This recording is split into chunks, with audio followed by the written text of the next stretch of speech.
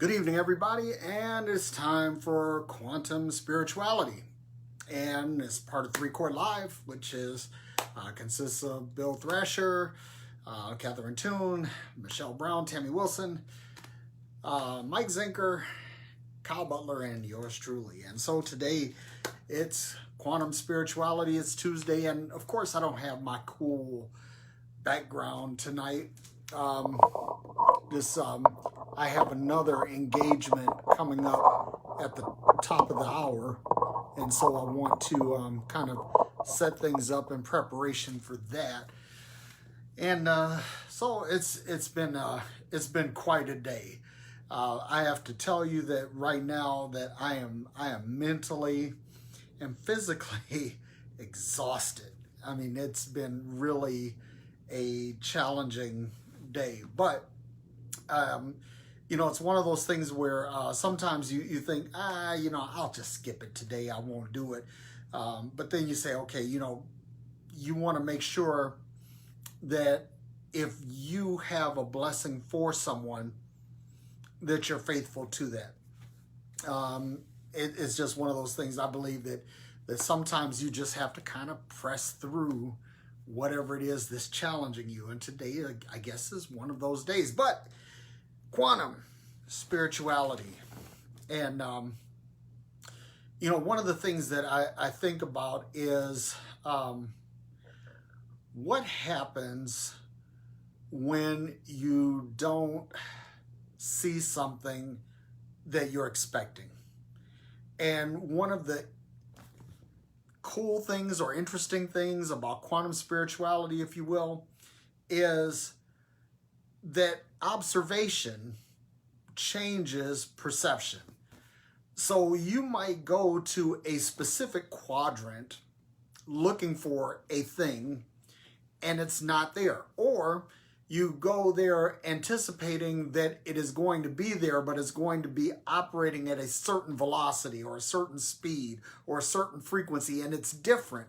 And the thing about quantum observation is that every time you observe something, the observation can be different because observation changes behavior. And so what happens is a lot of times we go looking for something. I mean, think of this. I want you to think of this very esoterically, like you go looking for your car keys. I don't know about you, but that's a thing with me. I will think that my car keys are at a certain place because I put them there, or I thought I put them there. And so when I go looking for them in that position, they're not there. Or another one, have you ever went to catch a train and you go to catch the train and you think that you're there at the right time, but just as you're getting there, the train is leaving the station. So what happens is that you anticipated that the train would be there at that time, but either you missed it because your timing was off, or could it be that this train had a quantum experience that it moved at a velocity that you weren't expecting? What does all this mean? That when it comes to matters of faith, matters of spirituality, it's like we have grown accustomed to a fixed point in time or a fixed set of circumstances, and we expect that it's going to be a certain way. And what happens is that when it isn't where we expect it to be, or when the event doesn't take place at the time that we're expecting it to, our faith gets challenged. And one thing I want to say real quick about faith and belief are not the same thing, because I can believe that somebody is president of the United States, but I don't have confidence in their ability to do the job. So that means I believe in the concept of a president and the concept of the person in office, but I have no confidence in their ability to perform. Therefore, I believe but I don't have faith. And that is key. So what happens is we go expecting something. And this has been a challenge for me. And I don't know about you, but it's been a challenge for me because there are times when I have seen the miraculous. I've seen people healed. Matter of fact, let me put it this way. I've seen just about everything short of seeing people raised from the dead. Everything short of that. And so when I go to look for this same phenomenon, say for someone else, now I've seen it here, but I'm going to look for it here. And what it is that even though it's two different people, two different circumstances and all of that, I'm looking for it literally in the same place spiritually. So I'm going to look for something in a place where I've expected it to be. In other words, this is like I laid it down here, and so this is where it should be. And that's a problem. So the idea of the quantum realm is that scientists have learned that instead of fixating on a specific point or time, that you look for a probability. And you say, what is the probability that this thing will occur or won't occur? And that's probably a more realistic expectation, because the thing is that sometimes, especially dealing with people, a person is kind of, well, I won't say inert. That's not really a fair way to put it, because people do change. But the thing is that, like, let's say when it comes to behavior, there are people that I've known in my life that are about as consistent as clockwork. That they, you can expect that this is what they're going to do at this particular point in time or under these circumstances. And what happens is that when that person changes how they do things, or with whom they do it with, or if anything changes, we get disappointed. And what I'm hoping to show here is that the idea is we don't want to get so fixated on something being a certain way, a certain time, or all of the time. In other words, if you deal in probability, you're less likely to get disappointed. And this is how the quantum realm works. It's like a particular, like for example, in quantum physics, there's this thing called the Higgs Boson. And the Higgs Boson is what they call the God particle. In other words, it's odd that it doesn't have spin. Look that up, what spin is. And its state doesn't change mathematically. But the Higgs Boson was only actually physically observed, I don't know, I think it was 2012 when it was first observed. Prior to that, there was a scientist by the name of Higgs who postulated that this thing might exist, and he had mathematical evidence that supported that it did exist. And so scientists were always going, based on these formulas, based on these equations, based on these calculations, that the Higgs boson should be here. But because of the nature of quantum physics, things move, and things are not always where you expect them to be, or they are not where they were last, or they are not in the state or the speed that they were that you're expecting. And so the Higgs boson was this elusive character. It was like a purple unicorn. But eventually they zeroed in and they found it. This is all really important in understanding how we operate spiritually, because the thing is that we come to expect spiritual occurrences that happen under certain circumstances to be repeatable, and they're not. However, what you will find is that there is a probability of this occurrence happening again based on a certain set of parameters. And again, if you operate under that premise, chances are you're not going to be very disappointed. So I think about this when I think about people, and I think about how my deconstruction, if you will, in spiritual matters has evolved, because part of what the problem was for me is that, again, I had seen the supernatural and I expected the supernatural. And I used to say that if you're not experiencing the supernatural, you're superficial. And by golly, that sounds really, really good from an alliterative and a poetic or spiritual aspect. It sounds really good, but it's not really true. And what happens is that when you create those kinds of paradigms and the paradigm is not faithfully followed, then what happens is you get disappointed. And now you have to construct something else to make it all make sense. And for most people in theological spaces, it comes down to this grand game of connect the dots.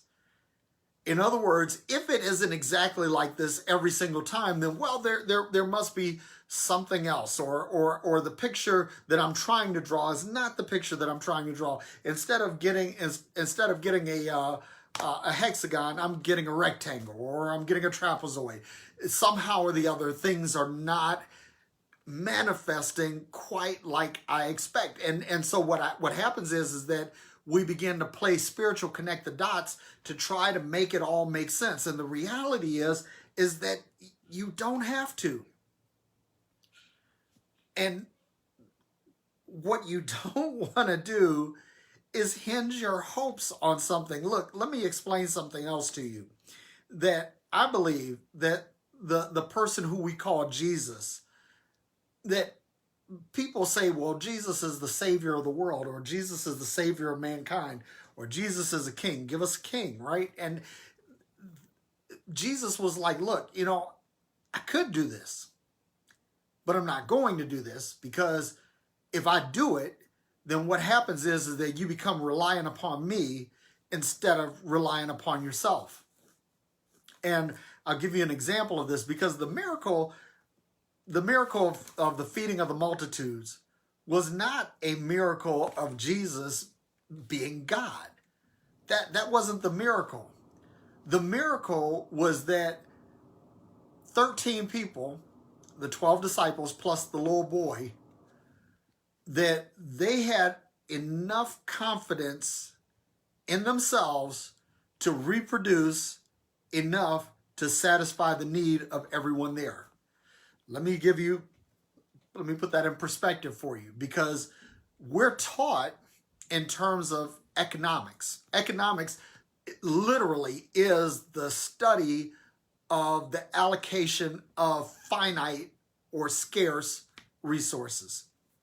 And if we think from a standpoint of scarcity, then we say, yes, there is only so much of this or that or the other to go around.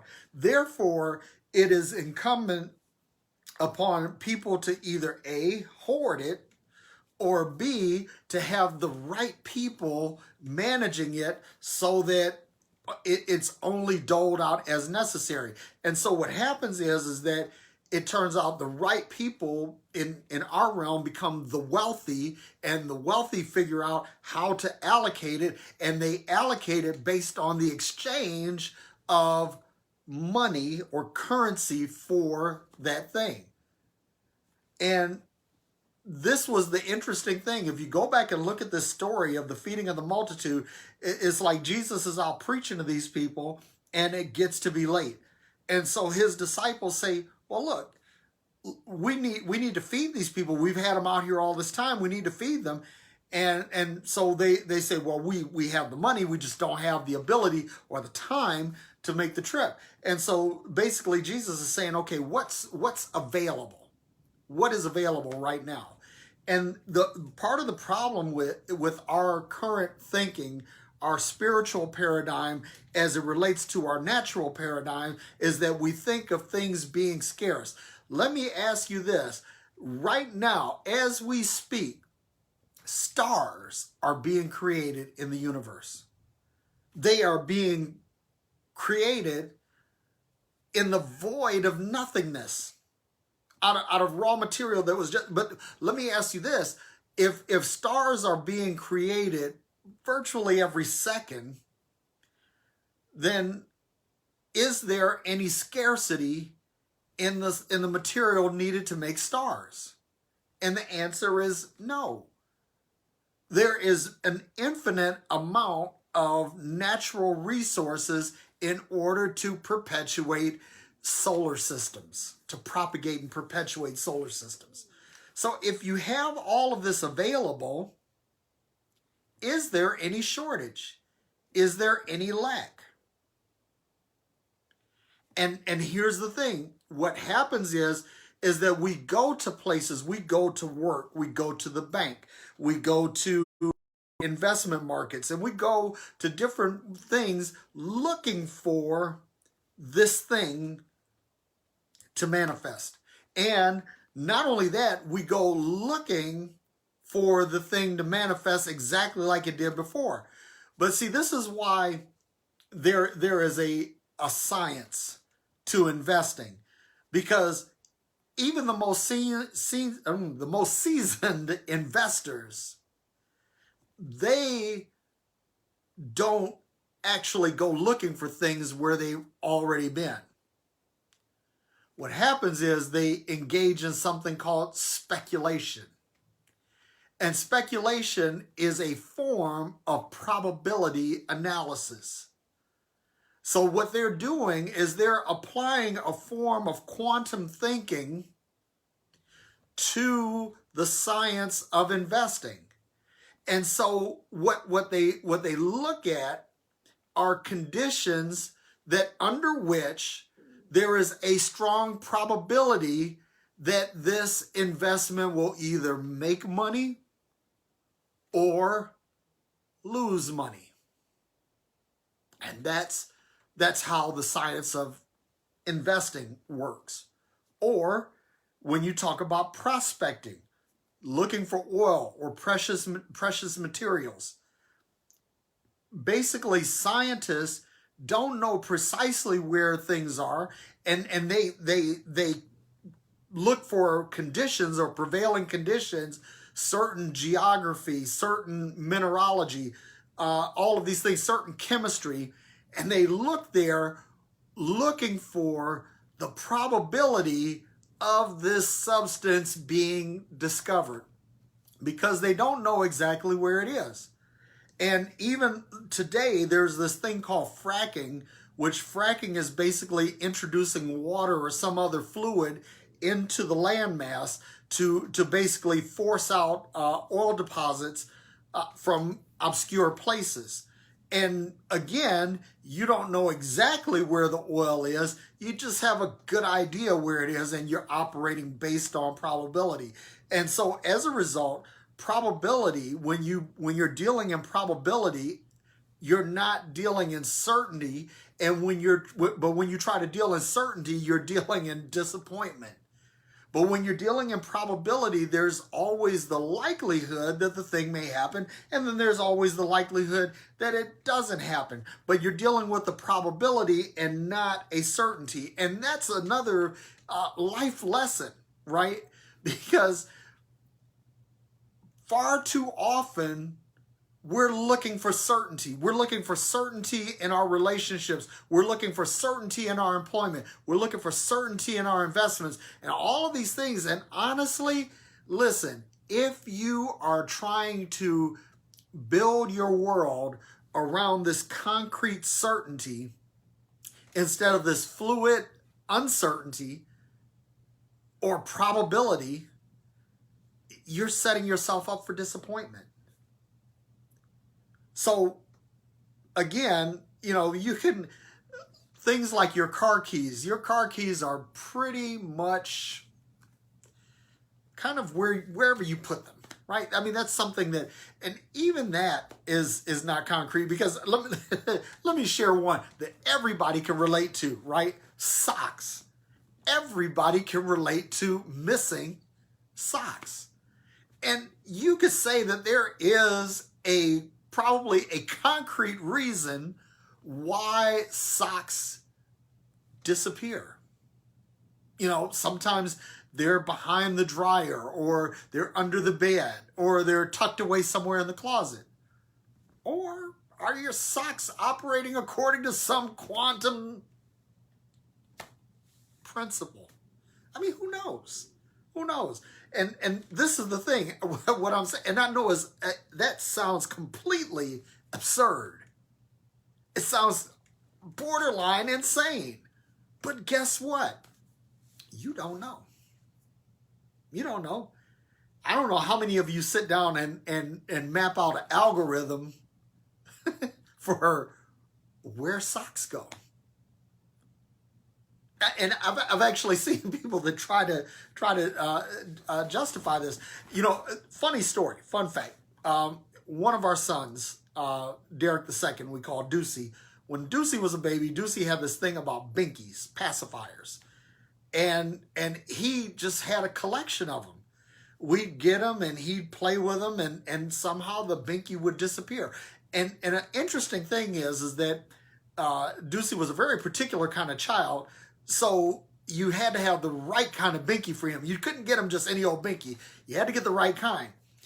And what happened was that when Anthony was born, a couple of years after him, we tried to give Anthony the pacifiers, and Deucey would steal them.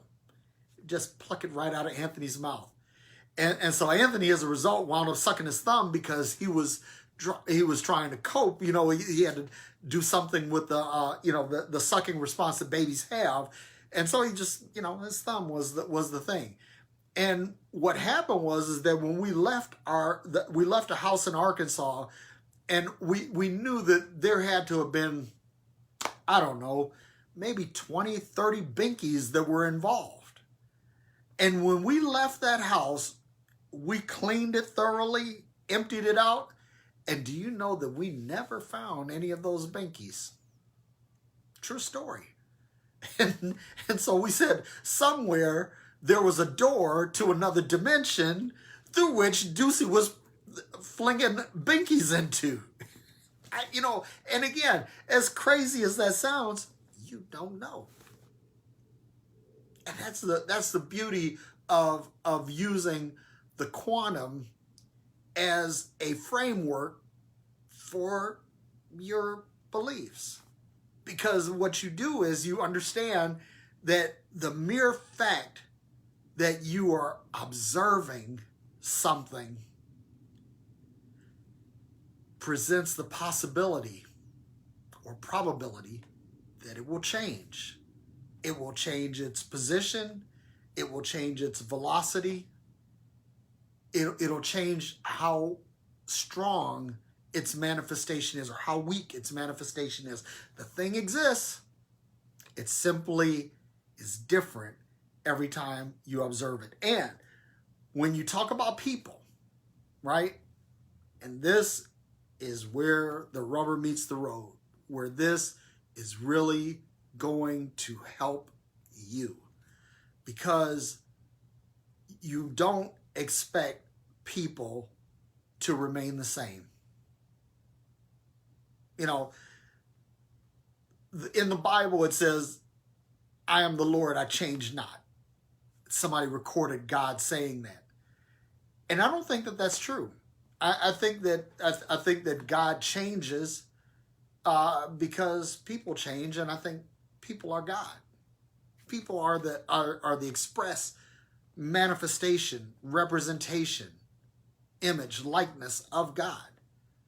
It's basically like looking at God on television. I mean, it's you're seeing a representation of the thing. You're seeing characters played out, personalities played out. You're seeing all of this. And maybe even not, television may not even be a really good analogy. Maybe a play, a stage play. Maybe that's a better analogy. I don't know. But in any case, just like how if you've ever gone to a play, there's a certain play that you like, there are times when the actors may change the lines. They'll ad-lib. And if you're a purist, you're going to go there, you're going to be like, oh my God, they changed August Wilson's line. They changed Shakespeare, for Christ's sake. And you freak out if you're a purist. But if you're there just to enjoy what you're seeing and understanding the possibility or the probability that it may not be exactly like you saw it before, then you're not going to be disappointed. You know, man, there's so many things.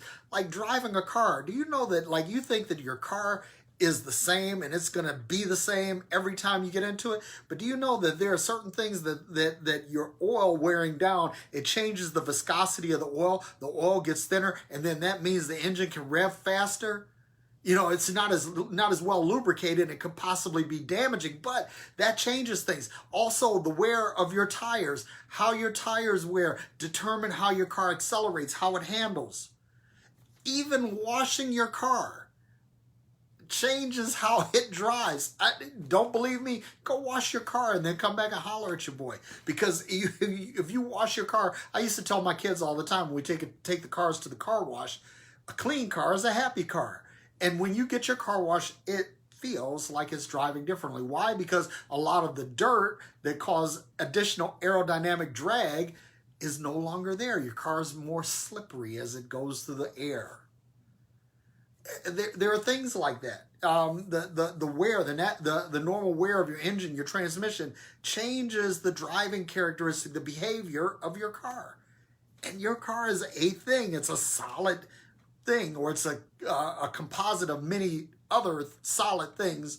But if you go to it with the expectation that, hey, there's a probability that things might just be different today, you'll be all right. And that's pretty much what I have to share with you today. And I hope that's encouraging, that sheds a little different light on things. I'm not going to tell you that, hey, I know it all. I don't. But what I've learned to do is not think of things so concretely. That everything is subject to change.